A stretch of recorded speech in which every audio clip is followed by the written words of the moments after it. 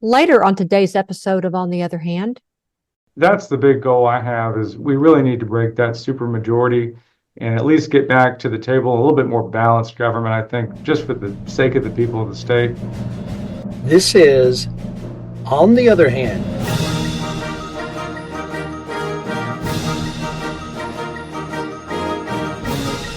A podcast that features community leaders in Arkansas sharing their views and experiences on how to make Arkansas better.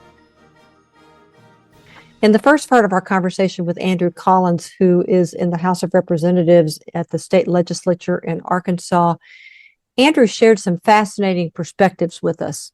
Some of the highlights that I noted were his distinction between serving in micro and macro ways, in particular, being able to be kind and caring in our relationships and serving others, but also looking for ways to help other people in larger settings, such as in government or community settings.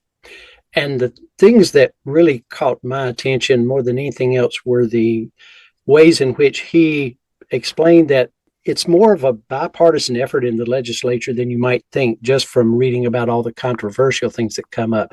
And so I found it very encouraging and optimistic to hear about the overall work that they do and how that proceeds. He also talked about how the national interests have come in and actually had a corrosive, divisive effect on our state and in the work of the legislature. Yeah, so listen and you'll hear more about that. But now let's get to the second part of our conversation with Andrew Collins.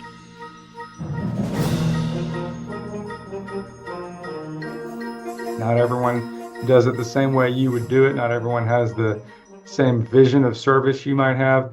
But there are very few people who are just in there for the wrong reasons or doing something that doesn't resonate, well, at least with me. Okay. Well, that's really encouraging. And so I really appreciate you letting us know about that. I hope a lot of people listen to this and helps us build a little bit more faith in our process. Thank you so much.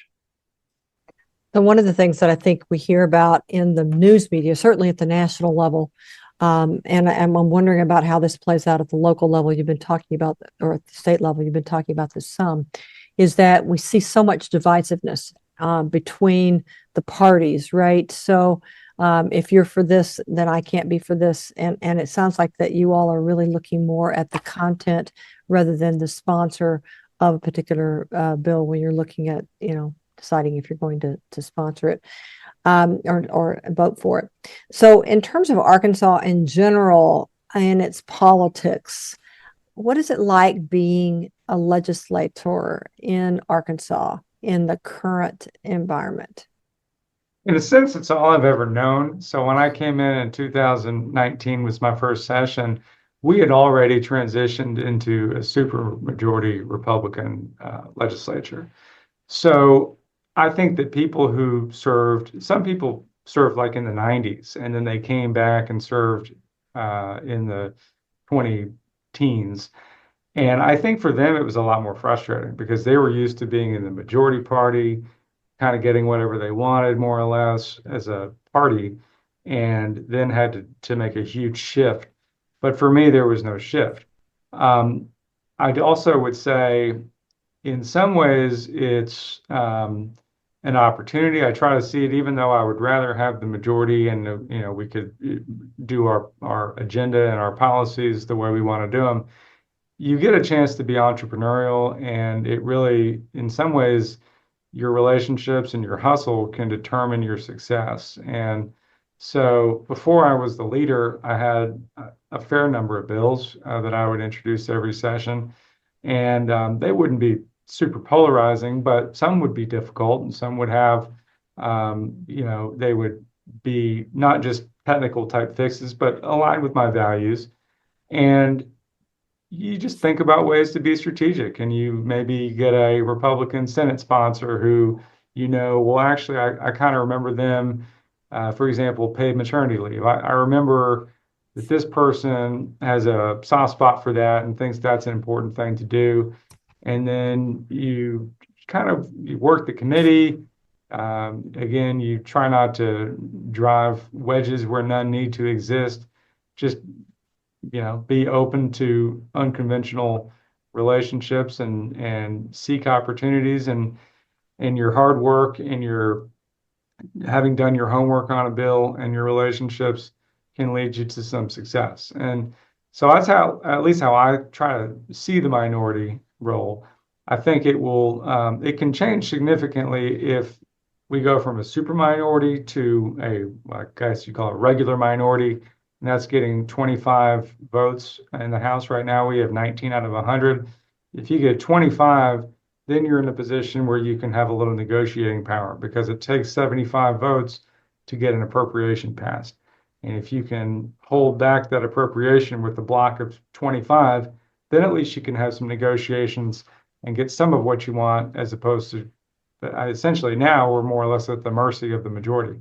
So that's a bit of a segue, but that's the big goal I have, is we really need to break that super majority and at least get back to the table a little bit more balanced government. I think just for the sake of the people of the state, whether you're a Democrat or a Republican, you benefit from a little bit of balance and a little bit of check on the potential overextension of the majority. So I'm sure that you, as someone who continues to run and wants to continue potentially being in politics, that you have hopes and perhaps also concerns about where Arkansas seems to be headed on the political side of things, or in general, where we might be headed in terms of economics or social issues. So, what are some hopes and concerns that you have? Yeah, I think I have more hopes than concerns in kind of a long-term sense. I think that we are probably overreaching. When I say we, I really mean the majority, the Republican majority, I think is overreaching. I think it's gotten more extreme than the state is. And at some point, I think the people of the state will realize that and rein us back in, and hopefully balance things out naturally through the electoral process. That tends to be the way it goes. I mean, there are cycles of overreach on both sides. And I really believe we're in a cycle of overreach from the right here that will be balanced out. So that's on the political front. I feel like that will come, and hopefully will come soon. Economically, yeah, Arkansas has always had a difficult time. I mean, we've been a poor state for as long as we've existed, really. And I think it's a lack of willingness to invest in the things that are going to help us emerge from that poverty, like public education. We just have historically not done a great job at that. And I'm a little bit concerned that we're going down this privatization road is just going to make things worse. We want good jobs. We want a robust economy. We're going to get there with an educated workforce. And I don't think that vouchers and cutting funding to higher ed is going to get us there. So I do have some concerns about that. There are also kind of national concerns tied up in there too. You know, the American economy, certainly in the short term, is struggling with this instability we see in Washington, but longer term, our expectations are living expectations versus what our work output are a little bit mismatched, and people make things and do things a lot cheaper elsewhere. And as long as the economy stays interconnected, I don't see how it can't stay interconnected. We're going to be at a disadvantage, and it's going to be difficult to maintain our level of life. So there are significant concerns there. On the other hand, we do have natural resources here. We've got a hunger and kind of a drive here, I do think, in our state. We can confront the challenge, but it's going to be a lot of challenges on the economic, social side for sure. Well, you mentioned higher education. Of course, I'm always interested in that, being employed in that industry. You've recently posted on the social media platform X about your view of the current presidential administration's their attempts to influence institutions of higher ed. And I'm going to read the quote. This was on April 14th, 2025, and ask you to elaborate on it. But you said, Any university that capitulates to political extortion to send students to gulags and curb academic freedom is effectively dead anyway. Good for Harvard. We will remember who stood up and who caved in this terrible moment. So, what made you decide to make that statement? So that was in the immediate aftermath of Harvard announcing that it was not going to bow to the administration's demands, and that may change. Of course, it's always a fluid situation when it comes to these demands, but I do view it as a bit of extortion when it comes to higher education. You know, the administration is demanding certain things with regard to immigration, diversity, equity, and inclusion, other kind of policies, and if the universities don't comply, they're going to withhold their funding, and they've made that real clear. And I just I think that if you capitulate, and it's not just higher education, not just universities, but any kind of this extortion, if you know it's not the right thing, if it's not in line with your values, but you do it anyway, and you essentially sell out when it comes to these deportations, selling out people, or selling out academic freedom, or selling out whatever it is that the principle of diversity that you believe is important. If you do that, I think you've really destroyed your university. And I went to Columbia and I was really disappointed with how Columbia responded to this exact situation. And I worked at a big law firm and I watched my former law firm do exactly that too. The same thing's happening with law firms. Some law firms are saying no, and some law firms are saying, I don't want to get in trouble. What do you need me to do? I think it's true for us too, as legislators. I think it's true for us as citizens. I think when the going gets tough, I'm always reminded, and it's not quite at this point yet, and I hope it never gets there, but I'm always reminded of the poem during the Holocaust. I think that they came for the socialists, and I said nothing because I was not a socialist. They came for the trade unionists, and I said nothing because I was not a trade unionist. They came for the Jews. I said nothing because I was not a Jew. Then they came for me, and there was no one left to speak for me. And I think about that poem a lot.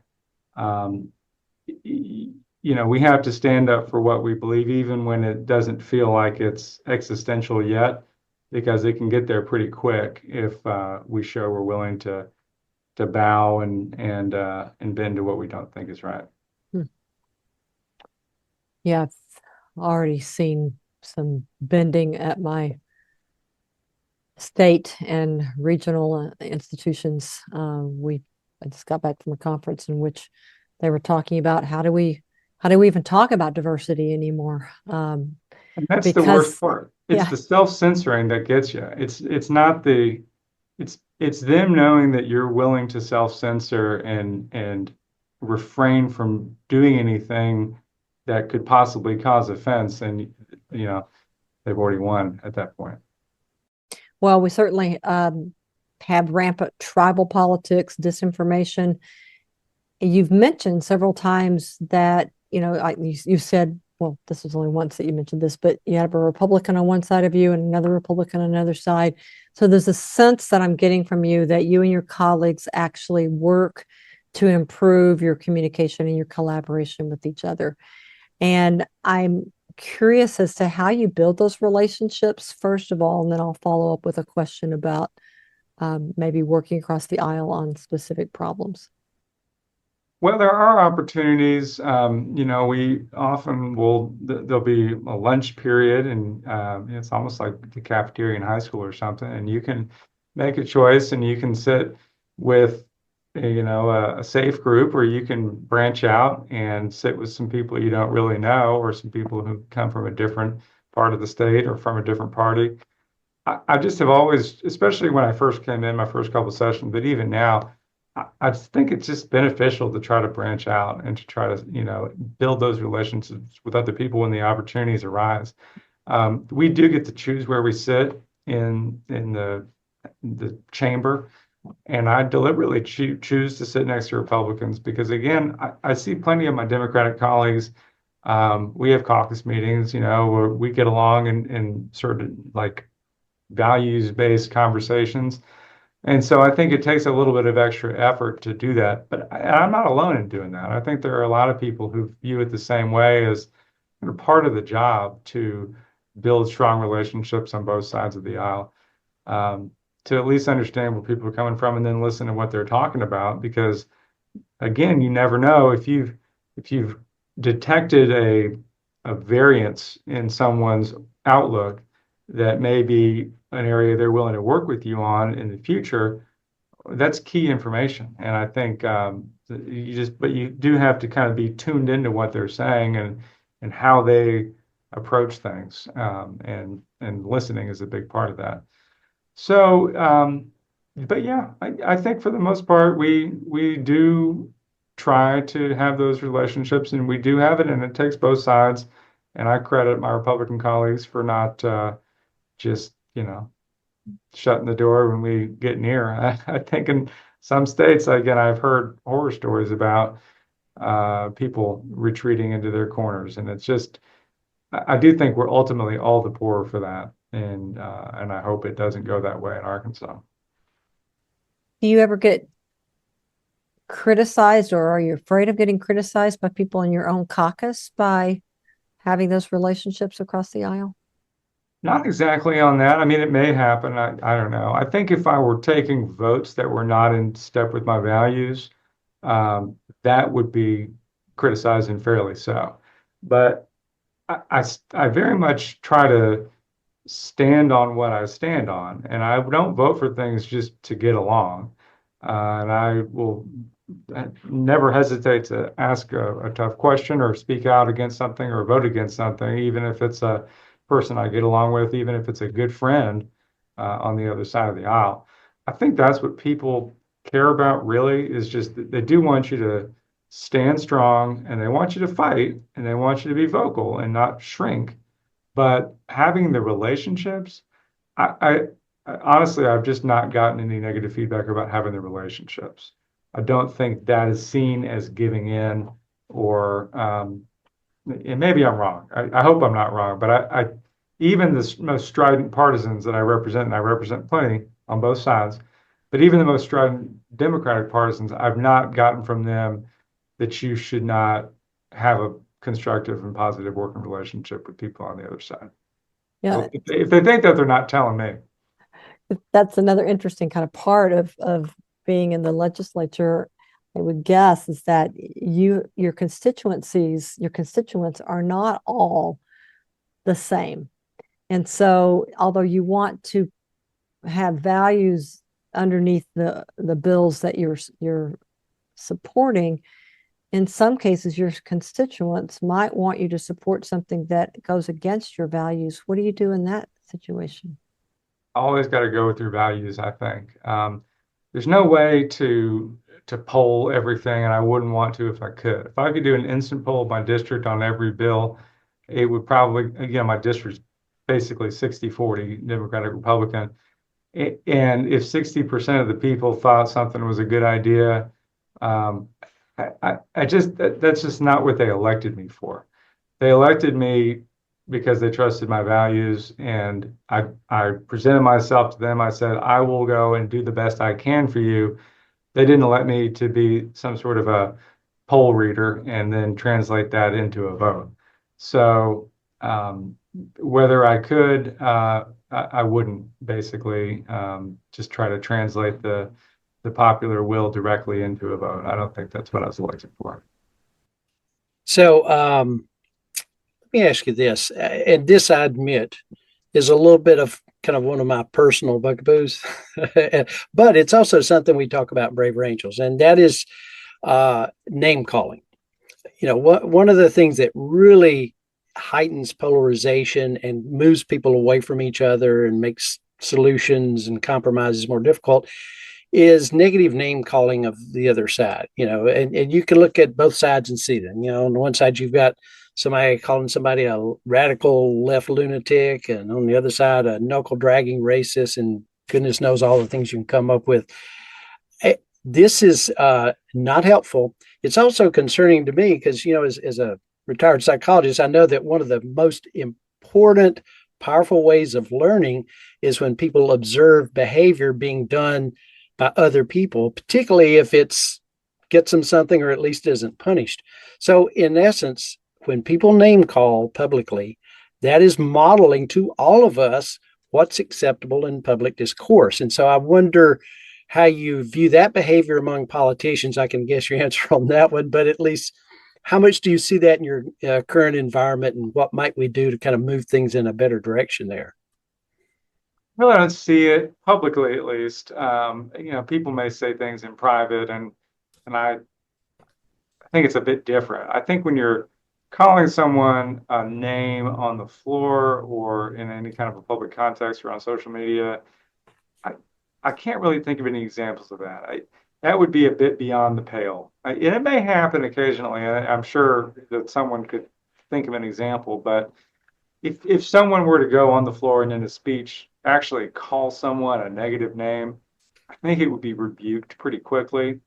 Even we've had people go too far on ascribing maybe a motivation to someone, and just even raising their voice in kind of a tone of anger, and that gets rebuked. And typically the person will come the next day or so and apologize. So I think a name would probably get an apology.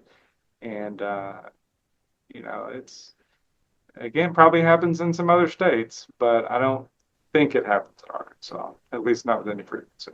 Yeah, and not in the legislature you're talking about, right? In the legislature, no, I know it happens in outside of the legislature all the time, but in that public context, there's a little bit of a formality, a little bit of a seriousness that I think helps prevent overt name calling from happening in the chamber or in committees. Okay. Well, once again, you're infusing me with a little bit of optimism, and I really appreciate that. So, well, let's get optimistic. Let's talk about solutions and go in a positive direction, because that's eventually what we all need to do. What in these divided political times can we do to help bring our government officials and the citizens together and to get everybody doing a better job of working across the divides here in Arkansas so we can solve our problems and get some things done? I always think it's good when people are watching us and when people are letting us know that they're watching us. I am very lucky to have a district where people pay attention and they don't hesitate to reach out and contact me. I hear from people many times every day during session and out of session about things they feel are important, things they want, comments, and just little notes to say they're watching, know what I've been doing, good or bad. And I really appreciate that. I think that makes me responsive, and it makes me also aware that I don't just represent some median voter or some monolithic bloc, but I represent people of all political persuasions and stripes. And so I think that's not always true for everyone in every district. There are some districts that just aren't as attentive. And I think it would help if people statewide could be as involved and engaged as people in my district are. And I don't know how you get there, but even if you're reaching across the lines, just to let someone know that, what you're doing impacts me, I'm paying attention. I think people act a little bit differently when they know someone's watching, and a little bit better in most cases. Do you have any specific examples you can think of of where things that would give us hope, things that have happened? Maybe you've talked about that a little bit. Anything else come to mind? Something that gives you hope about things moving in a good direction for working more collaboratively? Well, and this is an example, I suppose, of what I was saying, but it's a specific one. So a couple of years ago, there was an effort to increase teacher salaries to $50,000, and then there was a group that was kind of a watchdog group, and they said, "Are you going to sign your name to this? Do you agree with this as a policy principle?" And they would note when people had said something positive about that policy idea, and it was out there publicly, and it got shared a lot. And that's again eyes on us. And so I think that ended up getting done, and it got done because of that pressure, I think, and the idea that people were paying attention, and then that platform to get the information out there that this is what people have noticed, this is what people care about. and we're going to hold you accountable. So I think that's an area for hope. Well, as we wrap up here, I'm watching our time. Andrew, want to make sure we're sensitive to yours as well. So you've already kind of talked about what could citizens do to potentially help their government officials, and I'm curious about other recommendations that you might have for others. Going back to that macro concept that you talked about with maybe citizen-led action, how can citizens and everyday people make a difference in their communities? Recommendations? Well, for one, they can get involved with a group. I got some good advice when I guess I was in college. And I think the advice I got was sometimes the mistake people make is saying, what can I do to help? But really the question should be, what can we do to help? Because a group of people is going to be a lot stronger and in a much better position to actually make change. And if it's not about your own self-interest, by sharing some of the burden with others, you can really get a lot done. So find a group that aligns with your values, get involved in it, and see what you and others can do together. And if you want to take it to the next level, run for office. And we need people to do that. People sometimes think you get tapped, that there's some secret society behind the curtain that will find you if it's your time. But in most cases, people just decide they want to run. That's how I did it. I saw an opportunity. I felt like I had a background and I had skill set and interest and wanted to do it. And I just leapt in. And it's a daunting task sometimes, at least at the beginning, but you get in there and you end up helping people in your community. And if that's something you're thinking that maybe you want to do, I would say go ahead and do it. Is there a way to find out what seats might be open as Yes, there is. And I would also say it's not just state representative and state senator. There's county quorum courts, there's city council positions, there's school board positions. They always need people to run for them. Um, I think once you have a sense of those are basically the positions, obviously Congress and US Senate too, but just look up what district you're in all of these different things, see who the incumbent is, and you can find out if they're term limited or if they plan on running again. And I mean, you may want to challenge an incumbent depending on if you think they're doing a good job or not. But you also may want to wait for an open seat. Sometimes it's a little bit easier to manage. But I don't know that there's any single repository for all that information, but it's all findable if you know what you're looking for.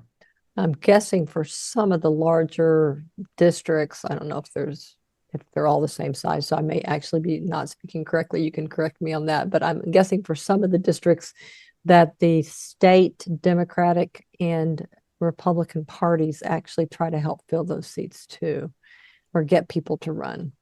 Sometimes they do. I was in a pretty competitive district here. I think it's become a little bit more Democratic leaning, but at the time it was hotly contested and no one came up to me. I had to sort of get myself in a position where I did that groundwork, had some conversations with people before I announced my run, got them to support me, and then I jumped in. And so, you can wait for that. I mean, if there's an open spot, I guess the party will do some recruiting, but if you're enterprising and you get on it early, you can be the person ahead of anybody else.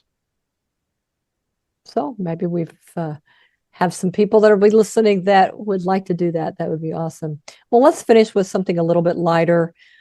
We do ask sometimes for our people who are guests to share with us a story about something interesting, funny, or otherwise remarkable that you recall during your career, and wondered if you had anything you wanted to share along those lines.